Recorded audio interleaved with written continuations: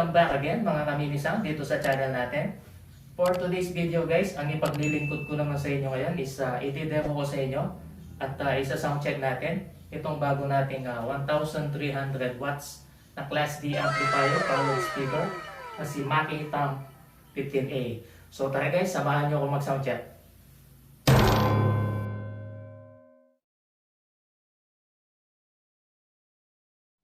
Ready na itong ating speaker guys, naka-plug in na rin yan.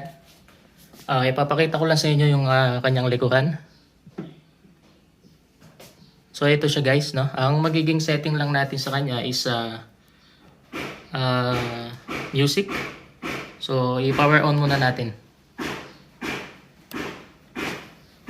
So ayan siya, naka-music mode tayo. And then yung volume natin guys, ano lang tayo, no? Nasa 12 o'clock. Ito yung kanyang main volume. And then ito yung kanyang per channel. So pwede kang magsaksak dito sa second channel niya. Pwede kang maglagay ng microphone. And then dito pwede kang maglagay na ito yung audio input niya. Then pwede kang mag-link ng isang Mackie speaker or kahit na anong powered speaker. Pwede mong i-link dyan. So tara guys, sound check na natin. Ang gagamitin nating audio source guys, itong ating laptop. Then, ang music na gagamitin natin is coming from Sir DJ Christian Naibe. So, shoutout sa kanya. Then, dito sa volume ng ating laptop is nasa 50% lang tayo. Then, yung powered speaker natin naka 12 o'clock. So, i-play na lang natin itong music guys. Makapag-sound check na tayo.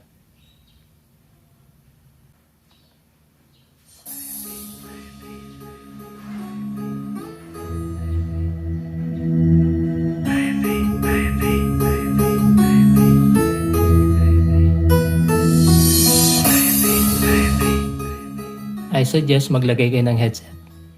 Headset guys.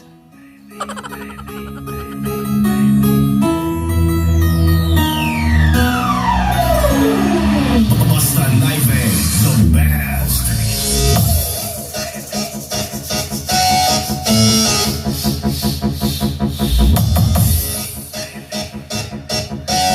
Sound check.